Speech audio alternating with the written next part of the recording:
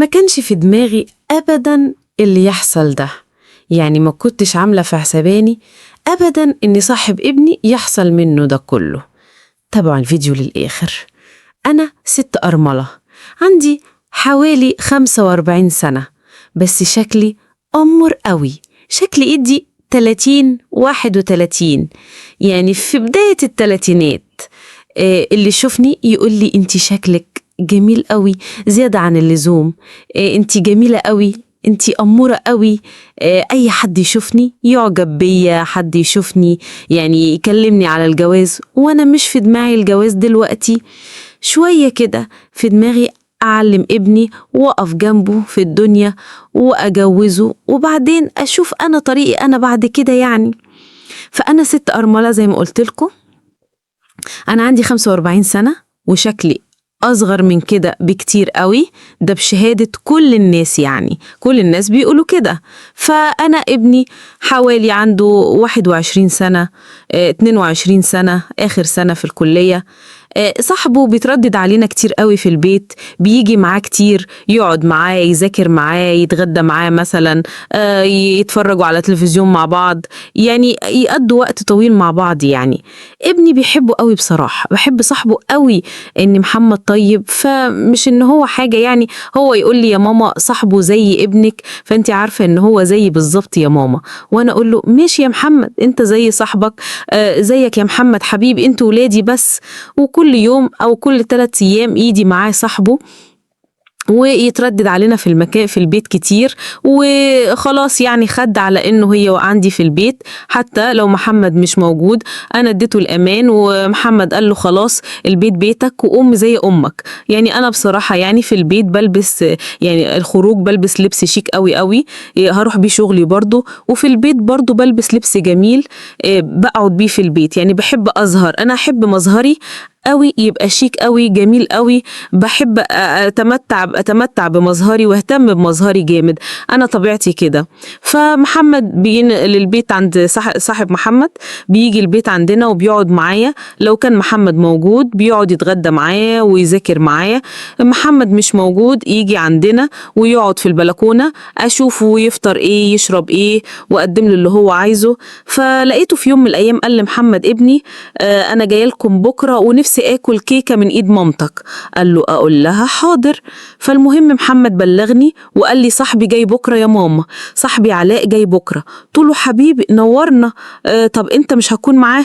قال لي يا ماما انا في الكليه بس بقدم في حاجات تبقى ابحاث وكده بقدمها في الكليه وهرجع بسرعه. قلت له خلاص يا محمد مش مشكله يا حبيب، انا تحت امرك انت وعلاء. خلص محمد مشي واخد اوراقه وحاجات وراح الكليه، وشويه لقيت التليفون بيرن، قال لي يا طنط انا على الباب افتحي لي. قلت له حبيبي يا حبيبي يا علاء تعالي اتفضل يا علاء. علاء دخل سلمت عليه، سلم عليا بحرارة قوي قوي، وقلت له اقعد في الصالون يا علاء. قال لي يا طنط انا في البلكونة حبة عشان لغاية ما تعمل لي حضرتك الشاي الكيكة اللي وعدتيني بيها. قلت له ده مش شاي وكيكة بس يا علاء، حاجات تانية كتير قوي، غدا وكده، وعامله لكم مكرونة بشاميل اهو وفراخ ومحشي وكده، حاجات كتير قوي، قولي لمحمد شاور عليهم. قال لي الدرجات دي يا طنط انا غالي عليا قوي. قلت له حبيب قلبي انت زي محمد بالظبط، فانت بتطلب مني كأن محمد بيطلب مني بالظبط. قال لي يا خبر يا طنط انا بحبك قوي يا طنط، انت عسليه قوي وجميله قوي، انا بحب ابص لك يا طنط. قلت له مامتك اولى بيك. قال لي مش دلوقتي، انا دلوقتي معاكي انت، انا بحب ابص لك انت، بصراحه انت شكلك جذاب قوي، شكلك جميل جميل قوي يا طنط، مش قادره اقول لك يعني انت عارفه اكيد. قلت له بصراحه فرحتيني بنفسي يا محمد يا علاء. قال لي انت عارفه كل حاجه يا طنط، انت جميله بالزياده عن اللزوم. قلت له الناس كلهم قالوا لي الكلام ده، انا شكلي اصغر من سني، تديني كام العراء؟ قال لي حاجه بال30 سنه. قلت له محمد عنده 22 23 سنه، جبته ازاي يعني؟ قال لي بقول لك ايه يا طنط تعالي نتفرج على التلفزيون مع بعض في الانتريه. قلت له تسيب الصالون؟ قال لي مش عارف يا طنط افتحي فيلم حلو كده نتفرج. المهم عملنا كوبايتين شاي وقعدنا نشربهم مع بعض في الانتريه، وولعنا فيلم جميل قوي قوي. كان كل اللي فيه بيحبوا بعض، مش عارفة كان فيلم عادل أمام ولا محمد رمضان، يعني كان فيلم جذاب قوي وشد انتباهنا شد انتباهنا جامد قوي. لقيته حط ايده كده على ايدي وقال لي: يا طنط أنا مش قادر أستحمل بصراحة. تستحمل إيه يا ولا؟ قال لي: إني مش قادر يا طنط، أنا سرحان قوي، أنا تايهة قوي. مسك إيدي جامد قوي قوي. قلت له: ولا أنا زي أمك. قال لي: مش عارف، أنا حاسس إن أنتي شابة صغيرة من سني أو زميلتي في الكلية. إيه المهم شد إيدي قوي، مسكها قوي قوي وليته قرب مني قوي قوي. قلت له: إيه اللي بتعمله ده يا علاء؟ قال لي: مش عارف يا طنط، أنا حاسس إن أنتي زميلتي في الكلية يا طنط. قلت له: ده شايف كده يعني يا علاء؟ قال لي: آه. قال لي: أنا بصراحة ما لقيتش أجمل منك، ده أنت يا طنط من زمايلي في الكلية. قلت له: علاء. قال لي: ودي علاء حلوة منك يا طنط، وقوليها تاني. قلت له: عايز تقول لي يا دكتور علاء مثلا؟ قال لي: آه، أي حاجة منك حلوة يا طنط. فلقيته بيقول لي: إيه رأيك يا طنط نخرج مع بعض نروح الجنينة؟ قلت له: تقول لي محمد نروح معانا؟ قال لي: لازم محمد معانا. قلت له: ما نروح أنا وأنت بس. قال لي: آه، عايزة أفسحك مرة يا طنط من نفسك، تحسي إن أنت مضغوطة قوي من شغلك لبيتك وأكل البيت وكده. قلت له: ما أنت عارف إن عندي محمد ولد واحد وعايزة أمتعه بالدنيا كلها، عايزة أبقى أحسن حاجة عندي، نفسي أمتعه بكل حاجة. أيوه أنا نفسي يا طنط أفسحك فسحة حلوة، نفسي أخفف عنك شوية الضغوط دي كلها يا طنط، وحسي بيا يا محمد. قال لي: حسي بيك يا طنط قوي بصراحة. قلت له: خلاص يا علاء ماشي. امتى يا علاء؟ قال لي: خلاص نقضي النهاردة مع بعضينا، ويمس محمد بكرة هيكون عنده خارج امتى ونخرج مع بعض حسب ما تقولي لي في تليفون، أنا هخرج معاكي، أنا زي ابنك يا طنطو وأحب أخفف عنك ضغوط حياة. قلت له: حبيبي حبيب قلبي كلامك صح، والله أنا مضغوطة، والله أنا مضغوطة قوي، صحية فعلا من شغل البيتي، ما حاجة عندي ما بتفسحش أبدا، ولا حتى محمد الفقري يفسحني. عموما كلامك صح يا علاء، هتقولي امتى؟ هقولك يلا بينا. المهم قعدنا مع بعض شوية حلوين كده وشربنا الشاي مع بعض، وبعد شوية عملنا نسكافيه مع بعض قدام التلفزيون واحنا قاعدين. أنا نسيت نفسي بصراحة، أنا نسيت نفسي، مش واخدة بالي إن هو زي ابني. إحنا مساناك نقدم بعض ساعات طويلة قوي.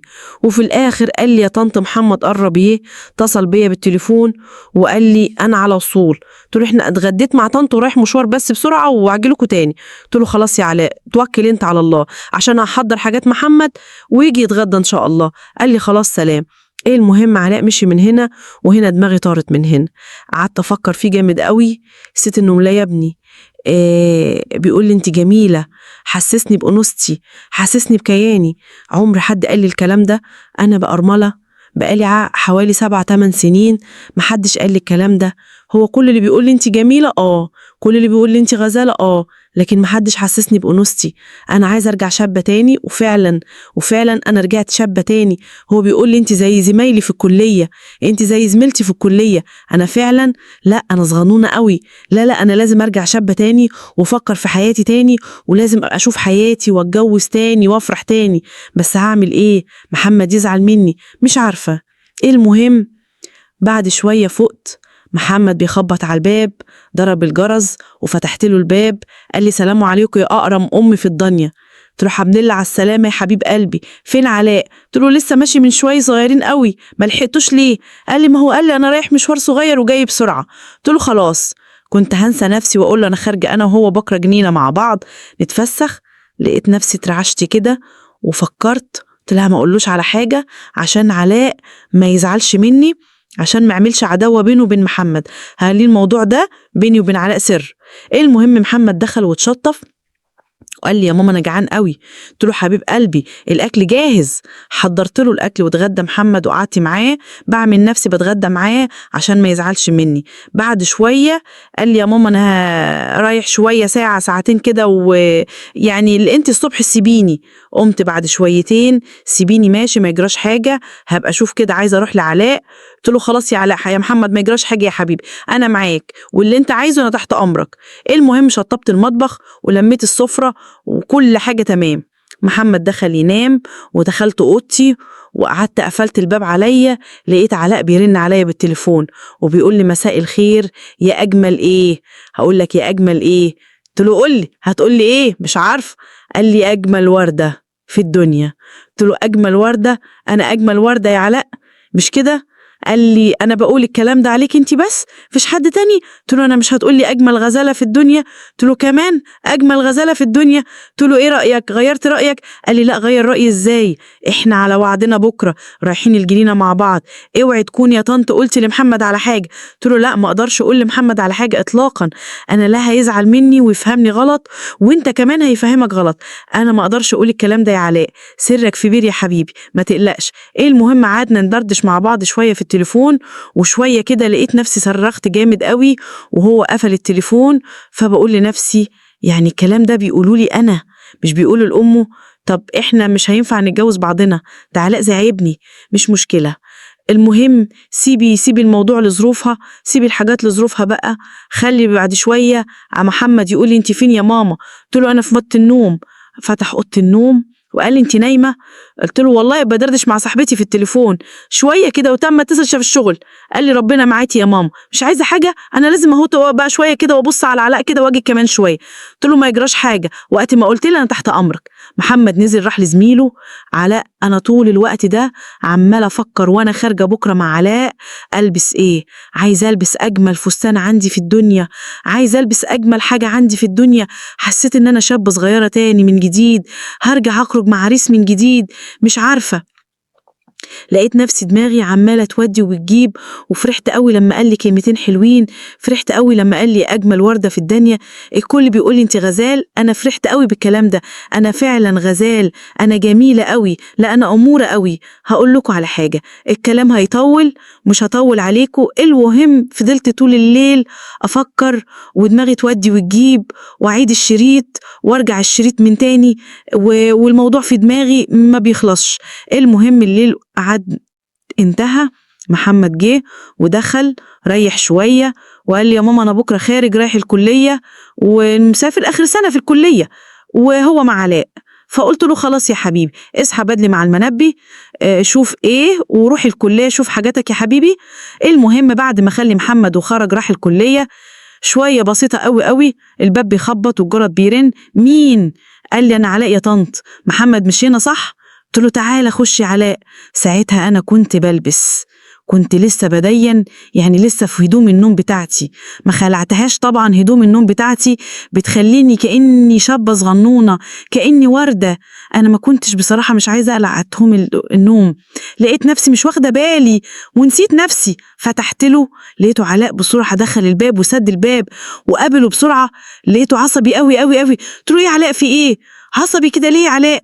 قال لي طنط مش قادرة استحمل جمالك ده يا طنط، مش قادرة استحمل جمالك، وانت يا طنط لسه ما لبستيش، طب نروح الجنينة امتى؟ قال لي. قلت له راح الجنينة امتى؟ ما انا بلبس يا علاء اهو، بصي استناني في الصالون بس ثواني وهلبس وارجع لك. قال لي هتلبسي وترجعي لي؟ طب ثواني بس خليكي معايا في الصالون شويه. قلت له يا علاء ما تسيب لي البس ثواني بس وهرجع لك.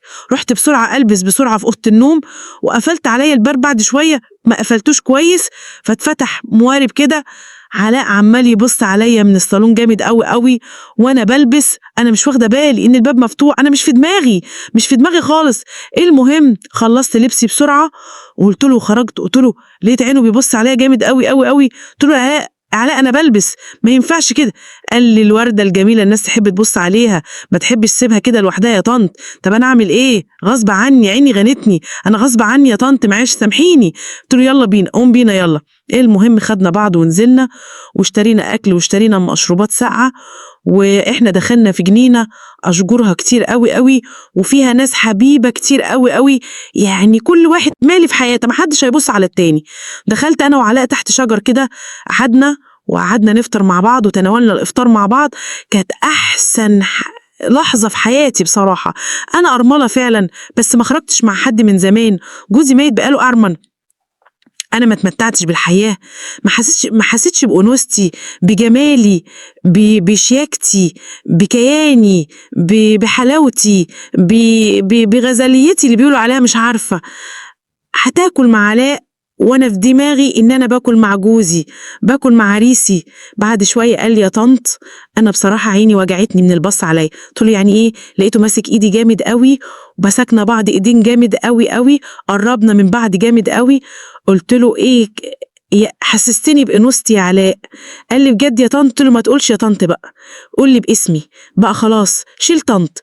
قال طب قدام محمد اعمل ايه؟ قلت له قدام محمد قول لي طنط، بيني وبينك قول لي اسمي انا. قال لي خلاص هقول لك يا جميله، انت اسمك جميله، وفعلا انت جميله يا طنط. بصراحه مش قادره اقول لكم اعمل ايه. طبعا علاء ده زي ابني، ما ينفعش نتجوز بعضنا احنا. مش عارفه، قولوا لي اعمل ايه، اتصرف ازاي؟ مش عارفه بصراحه اعمل ايه في الموضوع ده.